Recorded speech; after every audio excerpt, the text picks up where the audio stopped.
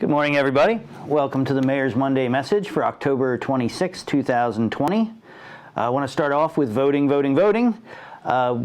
Wonderful event on Saturday, the Good Trouble Ballot March, sponsored by the Black Ministers Association and other supporting organizations. We had a great march to the ballot box at 28 East Market Street at the York County Admin Building on Saturday, and put in, I don't know, looking around the group, at least 100 votes. So very glad to participate and get my vote in for the first time, getting it in early for the first time in my life. So that was pretty exciting. I don't have to worry about rushing around or making sure I don't forget. It's all done. And the opportunity to drop your ballot off is available every weekday from 8 to 4:30 at the York County Administration Building, 28 East Market Street. Also going to be available this coming Sunday from 1 to 4, where you can not only drop your ballot off there, but if you just want to drive up, there'll be people there taking it, and you can watch your ballot be deposited right into the secured ballot box. And also then all day, election day, we're going to be blocking off that side of East Market Street, so there'll be the pull up, and you can just drop off your ballots without even getting out of the car. So please, please, please vote. It's very, very important. I do want to say for some folks, I know I saw some concerns about different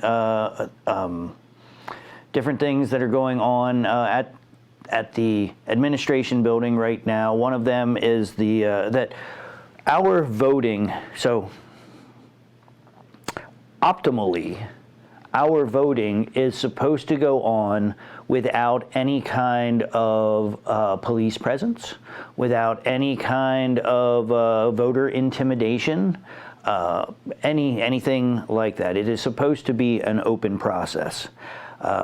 There were a couple of things that I think in the rush to make sure that people got the chance to vote, they were overlooked. I had a great conversation with Commissioner Wheeler this morning, and one of the things some people pointed out was that the tent over the ballot box was a sheriff's tent that symbolizes law enforcement to many, and so we're going to get that. I offered to help take care of that and make sure that that gets changed.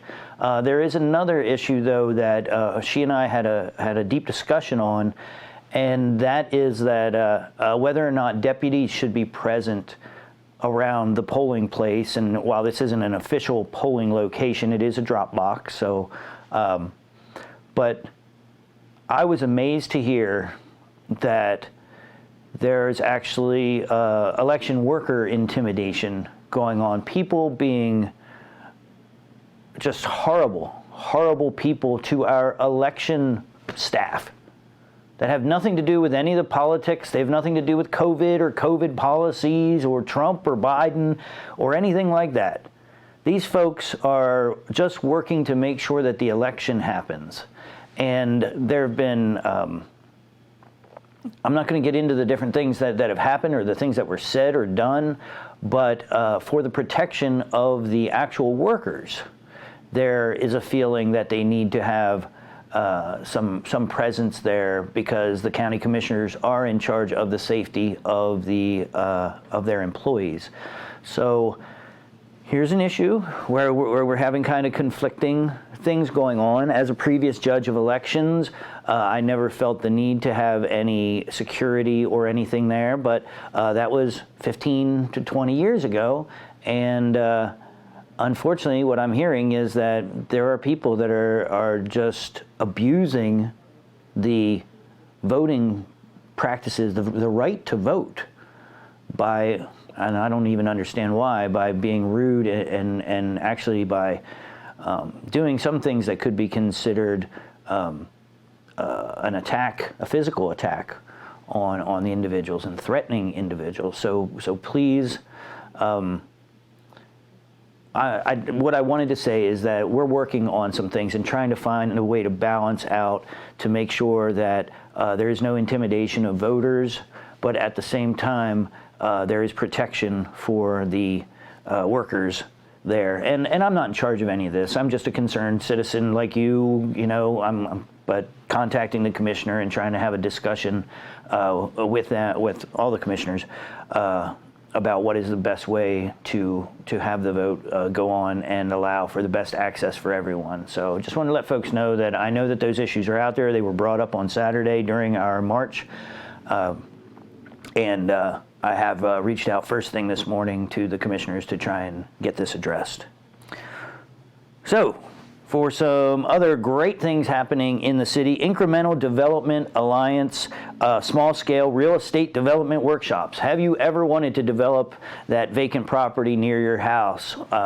This is the chance to find out exactly all the details of how to do it from people that have done it, from people that have, this one gentleman that is with the Alliance, he started off, I'm not going to say which city, but I watched the video and I was very inspired by what he was able to accomplish. And, you know, just figuring out what makes sense, how to start off small, and how to make sure that you have the money that you need set aside so that you don't get stuck halfway through and then having the property taken away from you. I know that's happened to people many times in the city where they have great ideas and they come to the redevelopment authority, for instance, they get a property, they work halfway through it, and they run out of money. And you only have so much time to develop the property when you get it for a minimal amount of money from the redevelopment authority. So this is your opportunity on December 3rd at 6 p.m. Please go to the link. It's not until December 3rd, but you do have to register. It's an online event because of COVID. And but it's going to be a great workshop for anyone aspiring to be a developer and wants to get more prepared. And the details are right in the link in my comment for this video. Virtual Small Business Roundtable. This Tuesday, the Virtual Small Business Roundtable is tomorrow from 11:30 to 1. And anybody that owns a small business, it'll allow small business owners to bring their challenges and successes to a confidential group discussion. So if you're having any kind of challenges or anything, you can participate in that, and I put the link up there. And thank you, Susquehanna SCORE, the York County Economic Alliance, and Buy Local Coalition for continuing to do all this work to help our small businesses in York City and York County. Greener Codorus Initiative, we still need help chopping those weeds and making sure that the Army Corps of Engineers doesn't start coming through and spraying herbicides again. So please, this week's event is Thursday. It's in the evening this time. I know it was Tuesday last week during the morning, but this one is Thursday evening, October 29th from 5 to 7.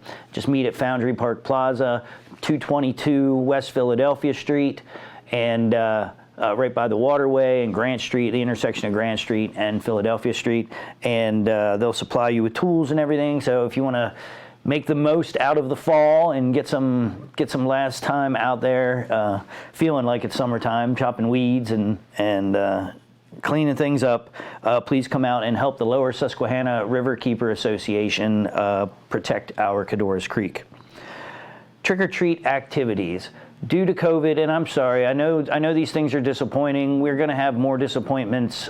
This is it's been said a million times, an unprecedented situation. We have not had these kinds of dangers from person-to-person contact in 100 years. It hasn't, the spread has not slowed down. It's actually picking up speed again. September was our worst month. This week was not great. It was starting to reach those September numbers again. We had 9 deaths out in the county, and I don't know if you're hearing this, but I'm starting to hear my aunt died, my mom died, you know, my relative here died, and it's getting closer and closer to home the longer that this thing lasts, and it's not going away anytime soon. And it was announced that it's starting to affect younger people, and you know, it's not that, I know I hate to even hear it, but, well, it's affecting older people. Well, yeah, we love our older people too. I don't think that's much of an excuse, but when you start thinking about children being affected by it, when you start thinking about it just potentially hitting anyone, anytime, we have to be really concerned about this. And I talked about this before, back in 1918. It wasn't that first summer, it wasn't that first wave that really did a lot of damage. It was when it went into the fall and into 1919 that it really started killing a lot of people. So we're having warnings. Europe, as you probably know if you were following this stuff hit Europe before it hit the United States. It hit Europe the end of last year and the beginning of this year. Then it started to really hit us. So they're already closing down cities, doing curfews. I am all this to say, we just have to be as careful as possible. And I know I keep repeating it, and I'm going to have to keep repeating it because I care. Because I really do care to make sure that your families are safe and your relatives are safe, and we see as few deaths as possible from this disease. So to end on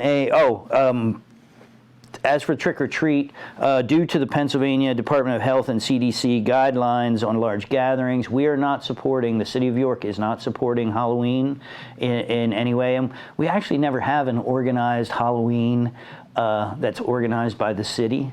It's just that we pick a date. So the date still remains Halloween from 6 to 8, but we're asking people, you don't need to participate for the small amount of candy. I know it's fun and everything, but it's not fun to have a family member catch COVID. So we've got to balance these things out. So if neighborhoods are having trick or treat, they can announce it themselves. I know there are some events going on. I'm not going to promote any of those events. They can promote themselves if they want to, but the City of York is not promoting any events, and we hope that you will be as safe as possible this Halloween. Finally, it's getting down to the wire. My efforts last week, I tried to get people a little bit worked up about my hair, and it worked, because for the first time, getting my hair cut is now in the lead of the competition between long hair and buzzed hair. So I think it's about $250 difference right now, or $275 difference. So I put the link in. If you still want me to have long hair, please give to the St. Baldrick's Foundation. That's for children's cancer research. It's the largest foundation for children's cancer research in the world. And this year's event, as with everything, COVID really messed us up, and I didn't raise nearly as much money as I had hoped to, but I'm hoping you can help out, and one way or the other, I'll be happy if the kids get some money. So if you want me to go into winter with a shaggy mane, I will keep the hair growing. If you want my head to be cold, you want it to be buzzed going into the winter time, I'll do that too. I don't care. But what I do care about is making sure that we get the money that we can to these kids. So please help out, vote. So you got 2 important votes this week. You got an important vote sometime before next Tuesday or before, any weekday. You can come down to 2080 East Market Street with your mail-in ballot and drop it off personally. Or, of course, voting is next Tuesday from 7 a.m. to 8 p.m. at your local polling place. So that's an important vote, but also the hair. Make sure you vote for the hair, or against the hair. I don't care. But vote for the kids. So with that, I hope you have a very safe Halloween week, and I'll see you around York City. Have a good one, everybody. Take care.